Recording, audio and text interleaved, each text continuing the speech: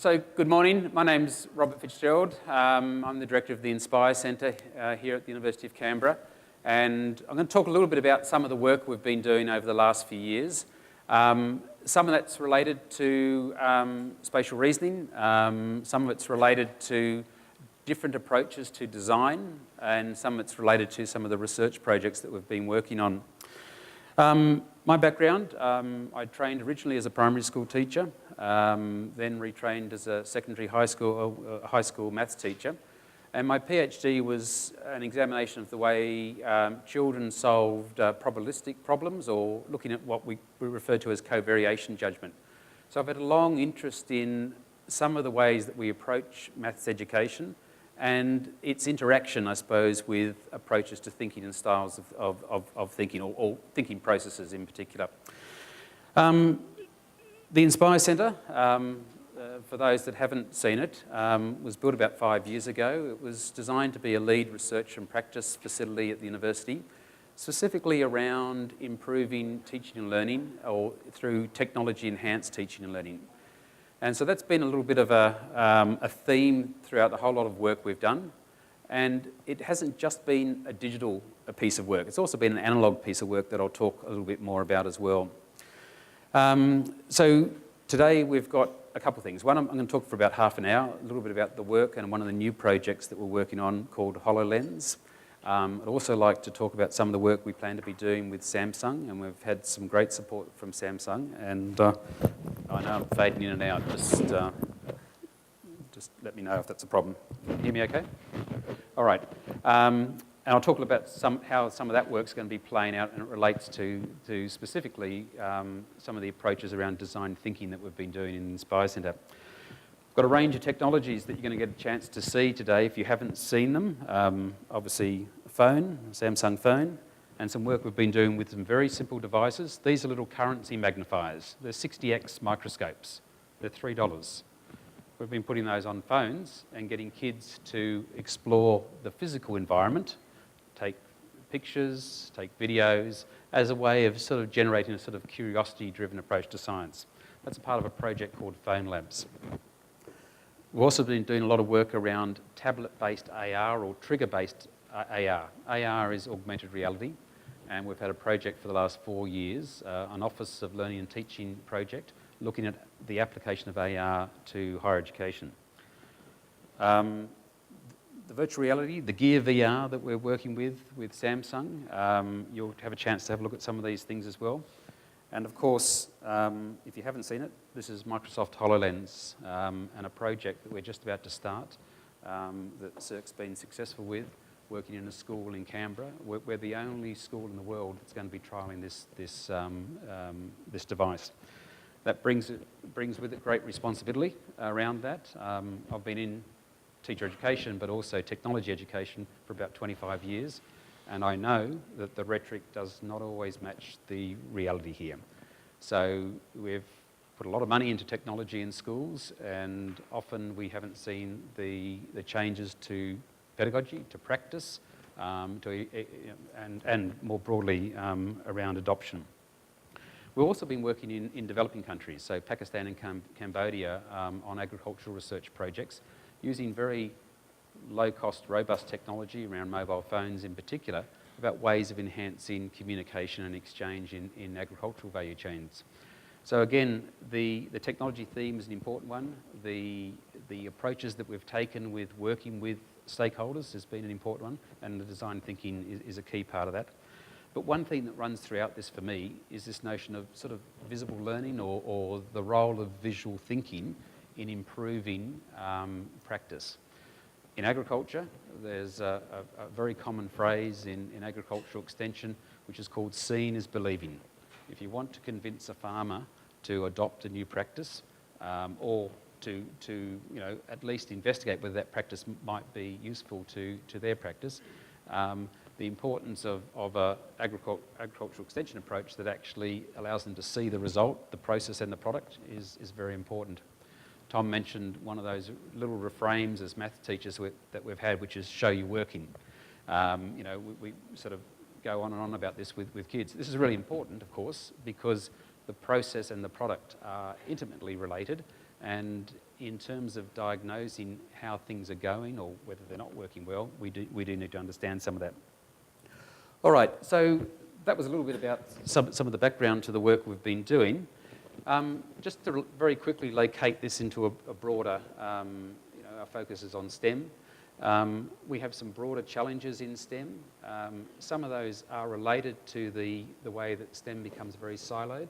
I mean, Tom's talked a lot about STEM practices, and certainly as it's an underlying foundational theme to our ELSA project as well. But I think this is really important, that if we are to change the way that we approach STEM education, increase participation in STEM, we need to look at it differently. And if we adopt a content approach, then I think we're going to be very limited in what we can do. So this practice-based approach, I think, also opens up the possibility to do some things very differently. As educators, as teachers, you know that often children find the STEM we do in schools not particularly appealing. And that brings with it some certain challenges. They also find it particularly difficult in some areas. And Tom and Mary and others have mentioned the role of spatial reasoning and the importance of trying to better understand that. And most importantly, if we accept that thinking and cognitive processes do have some degree of plasticity, they can change over time, that what can we do around intervention programs to actually to develop those? There are clearly some gender and cultural differences, and Johan Sweller talked a little bit about where some of those might originate. At the end of the day, what we work with in classrooms is children, and we will try and do the best we can to improve their opportunities. And STEM education for me is not enough. We need to also change some ways that we approach innovation, creativity and imagination. And I think some of these technologies, I think, open up that possibility. There are broader national agendas. NISA, the National Innovation Science Agenda, of which that we're funded under with the ELSA project, is an important start. And there is a number of initiatives there to improve both digital literacies and STEM education approaches.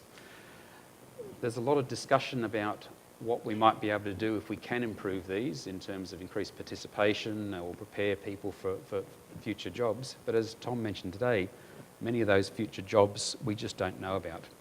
So how are we preparing people to be able to design, to interact, to engage with a future that it's not entirely clear? One of the big challenges with HoloLens in particular is there's very little content for HoloLens. When you talk to designers who are working in this space, both programmers and more creative types, they'll tell you that there are no rules, and I'll come back to that a bit too. So we need to start to try and establish some of these design principles and design rules. We're moving well beyond the pencil and paper or the integration of text and graphics into something that is much more complex. There's a broader theme you'll see throughout this work, and that's the notion of active learning. Some of you might be familiar with Scott Freeman's work recently, which was a meta-analysis of comparing active learning versus sort of lecture approaches to STEM in universities. Now, I know lecture approaches is sort of a bit of a straw person to some extent, but certainly I think there are some very interesting things to take from that. And one is that active learning is basically a very powerful approach, even though Scott Freeman and his colleagues didn't really clearly define what was active learning. It was anything that was not lectures. But given that most of our approaches in universities still rely heavily on lecture-based approaches, I think these sort of findings are very, very stark. In fact, Eric Mazur, a well-known physicist and educator from Harvard University, said it's almost unethical to be lecturing if we still have this data. This lecture today doesn't count for any of that, okay? But look, for me, the most telling impact of this approach is on those students that are struggling. You know, it's those at the high end seem to learn in spite of what we do sometimes, but those in that middle range are, as Freeman's colleagues found 1.5 times more likely to fail in classes that adopt this a more lecture approach. So I think there are some reasons why visual learning, visible learning is important, and why that needs to be active as well. So many of these technologies that you'll see here have a really, they're not passive technologies, they're fundamentally active technologies, and there's an active sense of design in that as well. Again, very briefly, I know most of you will be very familiar with this, but there are some fundamental shifts in STEM education that we're starting to engage with, and those pick up on those points of active learning, of trying to understand, move from just problem solving to problem defining. We talk a lot about that in design thinking. The importance of active and experiential learning, of being able to connect to that.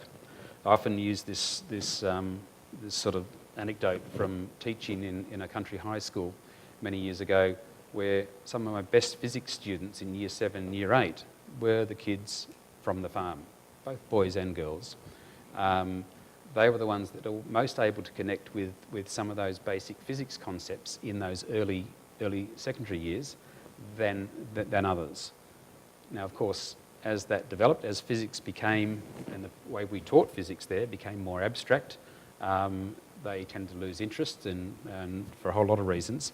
But this notion of being able to connect that experiential understanding and the intuitive understanding to the more abstract aspect of physics is really important.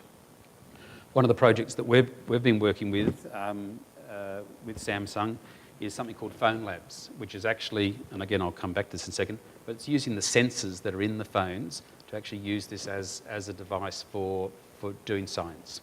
So the accelerometer, to actually see the impact of what happens when you move the phone, hopefully not throw it, but move it, or what happens when you jump on a trampoline with the phone strapped to you, how you can generate data with that.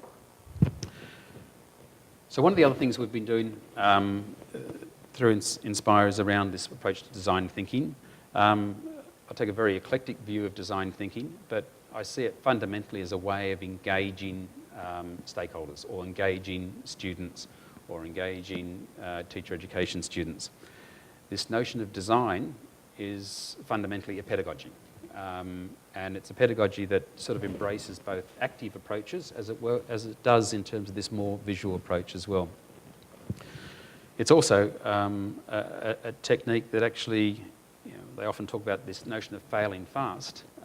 It gives you a way of seeing what's working and what's not working much more quickly than I think some of our more traditional approaches. We've been applying this design thinking approaches in some of our research projects. So we have a project with the National Portrait Gallery and Questacon, designing location-based education services using tablets. And that has fundamentally taken a design thinking approach. It's engaged students to help design some of those experiences.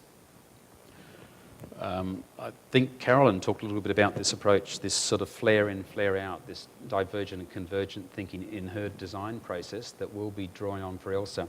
But this is actually really, really fundamental to some of the approaches that we take. And we all know people who are great at this, not so good at this. And this is a fundamental loop that we need to close, I think, for students as well, particularly in STEM. Talked about the Inspire Centre a little bit. So we often talk about technology-enhanced active learning, active visual learning, and it sort of leads a little bit into what we've been doing recently. So the AR Studio project we worked with funded by OOT, was looking at the application of augmented reality to augment, enhance, enrich teaching and learning in higher education.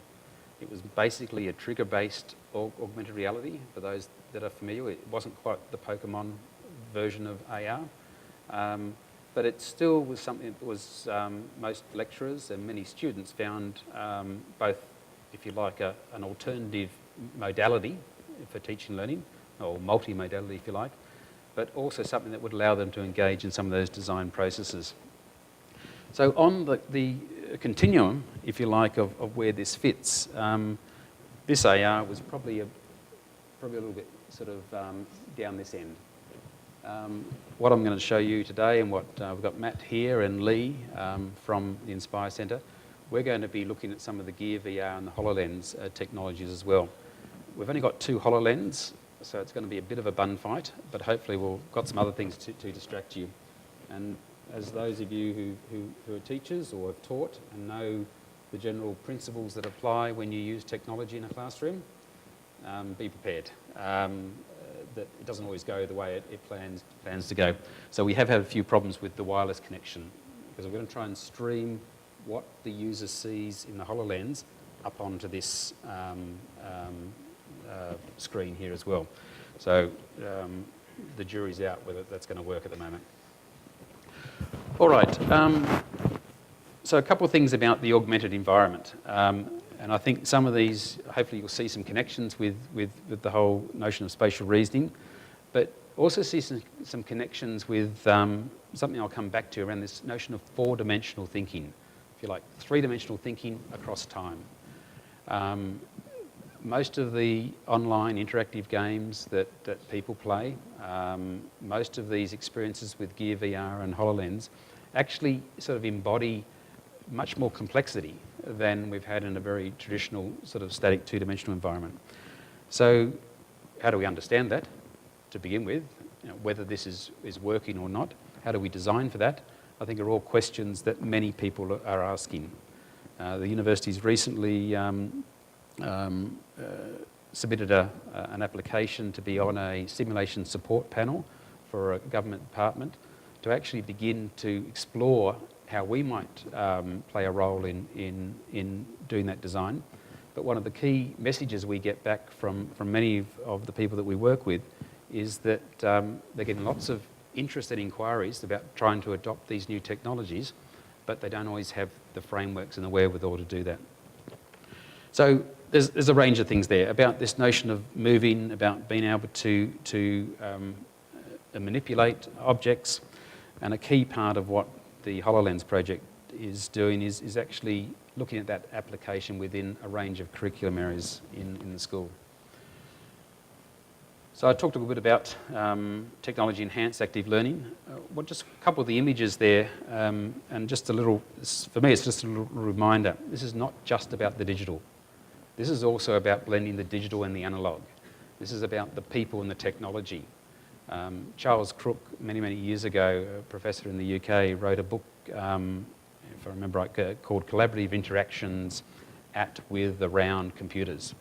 And it really sort of sprung from the observation 20 years ago that when we had 1 or 2 computers in the classroom, they're just, you know, we weren't able to achieve a 1-to-1 ratio, of course. But when you looked at what happened with that 1 computer with 3 people, there were some interesting things happening between the user and the computer, but there were often much more interesting things happening around, between the collaborative interactions. And I'm interested to know, how do these technologies facilitate some of that collaboration as well? Mentioned briefly Phone Labs. This is open source, a set of web apps that run on your phone. Anyone can use them, and it reads the sensors out of your phone to be able to use the accelerometer to do measurement in ways that just weren't possible before. And this is not specific to these phones, or most phones have up to 14 sensors in them. And those, for me, are opportunities to, I suppose, help children explore the world around them. The Questacon project is actually using a location-based approach. So when devices become aware of exhibits, different events can be triggered. So children can find, or users can find, different pathways through the museum as well. All right, I'll just quickly move through. So just one of the things about the Phone Labs project I think that's interesting is its ability to visualise some of the vectors with objects in motion. Now, one of the big challenges about teaching physics is that we often go from a demonstration to the abstract very quickly. And making that connection, or trying to visualise what's actually happening in real time, I think could be a very powerful piece of pedagogy. I'm going to keep moving through. We're working with Google Science Journal as well on this project, the 60X one that we mentioned. But let me move through to the AR project. I'm going to give you, there's a very brief video that sort of, I think, highlights some of the sorts of things that were done in that project. I think they're relevant because we need to think about those in the HoloLens project I'm going to talk about. But they're also relevant because I think what you'll see in there is a much higher degree of visualization or reliance on visual methods that I think are obviously connected in some ways to spatial reasoning. I'll move on. I didn't realize the credits were quite so long. There were a whole lot of design approaches and principles, technology, collaboration involved in that project. And one of the frameworks that we've found very useful to think about some of those things is based on Richard Mayer's work on multimedia learning, one of Mary's colleagues. But this is also something we've used in one of my teacher education programs that I used to teach, and probably won't be teaching again. Not that it was that bad, but there's some other story to that. One of the aspects of that is that often in teacher education, certainly in schools, when we talk about design of lessons, we're actually not talking about instructional design. We're talking about a broad sort of organisation often of the lesson, the room, the classroom. And so we've tried to introduce in this unit some more fundamental ideas about instructional design, and that draws on both Richard Mayer's work, but also some of John Sweller's work around cognitive load theory. And it's relevant because often certainly in education, we tend to over rely on one sort of channel, if you like, of a verbal channel or heavy reliance on text. And there's certainly a really strong argument for making it more multimodal, to using that visual channel. And there are some significant things that we need to take account of in that process about ways in which we manage some of the, John Sweller would call this cognitive load, in the environments that we're talking about in this virtual environment. There are huge opportunities to model, simulate, replicate very complex concepts and phenomena. But how do we actually start to think about which things are actually aiding learning and which things are maybe potentially getting in the way of it? So some of the frameworks around cognitive load theory are really important, and they lead us into this notion that the goals, if you like, of complex, Richard Mayer calls it multimedia instruction, but I think this is relevant to the augmented reality environments we talk about, is how do we reduce the extraneous processing? How do we manage the essential processing that's required for the particular task? And most importantly, our goal here is transfer, is learning transfer. How do we foster that generative processing that actually bring about some change in learning? There are some really powerful principles there. What I'm going to talk a little bit about now is what the HoloLens project is, because right at the moment there's a discontinuity between some of those basic ideas about instructional design principles and the ways in which some of these environments are being developed. And I'm not saying that they're at odds, but certainly and John Sweller was making this point yesterday in a conversation I was having, that a lot of the instructional design work many years ago came out of the military, in the US military, Robert Garnier, etc. And some of that's been lost to some extent in these new educational or technology environments. So I've got about 10 more minutes. I'd like just to quickly go through what the HoloLens project is and what we plan to be doing and give you a chance to look at that. HoloLens is Microsoft's first untethered mixed reality system. It's a headset. You can see it sitting on the table there. It allows the user to interact with simulated holograms. They're not a hologram. A hologram is a projected thing, but these are pretty good approximations of it. With that, and with the capability of being able to interact with the object, you can do a lot of very sophisticated and sort of spatial awareness, spatial interaction as well. Pearson has been contracted by Microsoft to run 4 educational trials of HoloLens. Two are going to be in the US, one in the UK, and one in Australia here, and we'll be running that one in Australia.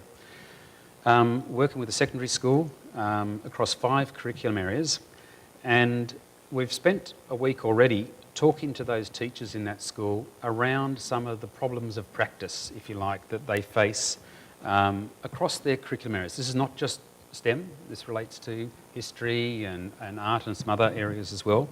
In fact, both Microsoft and Pearson were quite interested in that we took a broad approach to this. And the process that we went through with the teachers is to think about a couple of little thought experiments. What are some of the problems that you face in terms of teaching particular content at particular levels? What are some of how do those relate to some aspects of spatial reasoning or visualization?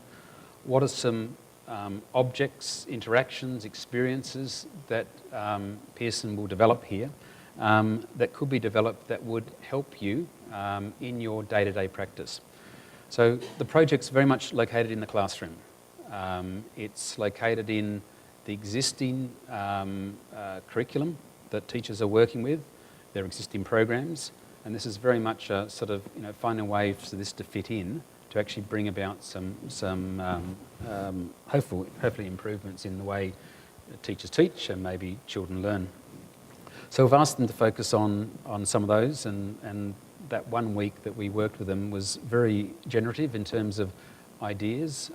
Some of the maths teachers were talking about concepts that for some of us would seem quite trivial, but the ability to take a three-dimensional object and rotate it in space in the holographic environment, the ability to build a holographic ruler that allow you to actually measure your physical environment. I mean, most of the work in primary school that we do around measurement is restricted to what we can actually get kids to, well, first our devices, but what we can get kids to work with in terms of the size. The holographic environment could allow you to place, cubic meters on a playground somewhere else and start to build up some pictures. So the notion of scale is actually really quite important. We also talked to them about some of the concepts and content that's particularly difficult. In physics, it was that regular one around projectile motion, that being able to understand the relationship between the angle and velocity. In chemistry, it was around molecular structures and how they might be used to actually give children a different concept of that. In history, it was around using three-dimensional images from various museums that would be rendered as a hologram that could serve as a stimulus, a discussion point, a further investigation within that particular history unit that they were looking at. Most of the focus of the work here that Pearson had developed is really around images, three-dimensional or holographic images. There's not a lot of the, if you do a search for HoloLens on YouTube, you'll see Case Western University's project. They've worked with Microsoft for about a year, developing holographic content for medical students. In fact, by 2018, they will be a cadaverless medical school. So they'll be using the holographic environment. So let's hope they get it right. They'll be using that holographic environment as their main teaching and learning environment. So our project, we're starting this in 2017, running across 2 terms. At the moment, our focus is around the, if you like, engagement, motivation, around the experience of this. How well does this fit into the classroom? I mean, we'll have 15 HoloLens units. There's not enough for every child to have one or every student to have one. So how could that become a part of what are even the organisational strategies needed? What we were going to try and show you is Matt's got the HoloLens unit on at the moment. We were going to stream what he can see across to that, but that's not working at the moment. But in the school, they've got that to work. And so how can an individual user's holographic experience actually be shared across a group or a class? What are the opportunities for learning there? So one of the big challenges we've got, and this has already been identified, is this design requires a massive shift in the way that we think. I think it requires a massive shift in terms of the way we do research in this space as well. Most of the game development has largely been, I wouldn't say quite theoretical, but it's pretty much been around what are gamification principles. Instructional design has not always figured strongly in that. So I think Nate Turley says it well, that there are no best practices at the moment, and to some extent I think he's saying that we're making it up as we go along here. User engagement is obviously very important, but in terms of education, we're actually looking for outcomes, educational outcomes, impacts on the way people think and learn. So I think that the point he does make finally is that the solution here, I think, is fundamentally going to be something that's going to be a cross-disciplinary or even a trans-disciplinary approach. It's going to need to be collaborative, and it's going to have to embody some principles of design, iteration, failing fast, prototyping, rapid prototyping, that are going to help us get to that point where we can actually start to look at this as a research environment. Our ELSA project is engaging not so much with the HoloLens environment, of course, but is still engaging with these similar sort of design principles. How do we become confident that these are actually workable solutions? So what I plan to do, what we plan to do now, we've got Matt and Lee and myself, would like to give you a number of experiences. An experience of the HoloLens environment. As I said, there are only 2 of those, so an orderly queue, please. We've got a number of Samsung tablets here that are all being loaded with some augmented reality content, and you'll see a series of triggers. Can you hold up one of those triggers, Matt? These are triggers or markers that when you select the appropriate app, that marker or trigger is read or recognised by the camera and the app, and then it will trigger some event or an experience. We've also got the Gear VR units here. Each of these have one of the Samsung Edge phones that we'll be using for our other project. These are about $150, I think, maybe a little bit more. But this is a virtual experience. So those that hadn't had an immersive experience, when you put these on, don't walk around or try and stay seated. It's a trip hazard sometimes, but the experience is quite incredible. And I think Qantas just released their new Kakadu experience, which is flying a helicopter over Kakadu or around Kakadu as a promotional video. But the quality of that experience is quite incredible. So there's about 4 experiences here. There are a number of these little microscopes around that you can just add to your phone, just clip on your phone, and that's the 60x microscopy. On the tables, there's a worksheet. Sorry, I used to be a teacher. You can put your name and your age. Okay, just leave your age. Okay, just your name.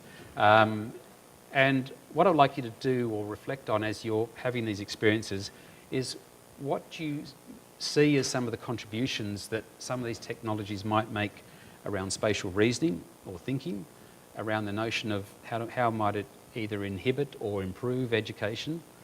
And my bias, I'm interested in some of the implications around design in particular. Who needs to be at the table when we start to design these new environments?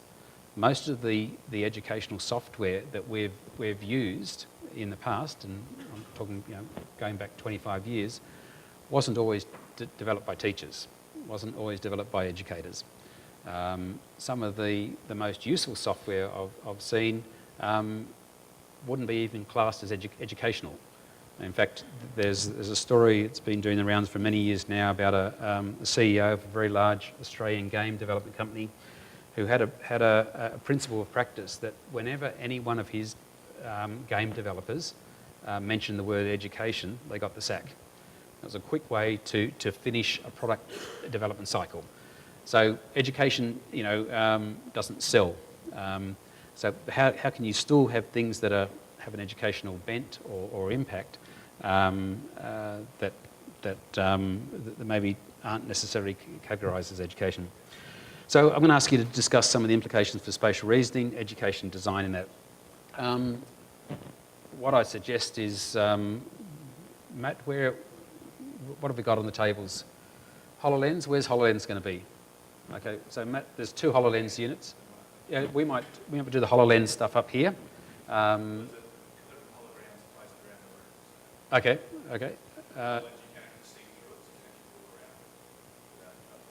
So Tom's real or hologram? Okay, just thinking. Okay. So there's some holographic content around the room. The Gear VR, we might do at that table across there. Okay. So we're probably going to give you about 10 or 15 minutes at each station. And I'm happy to do maybe some of the phone labs stuff around here as well. So I don't know if you want to do questions now or do get into the experience, and then we'll have a chat afterwards. Thank you.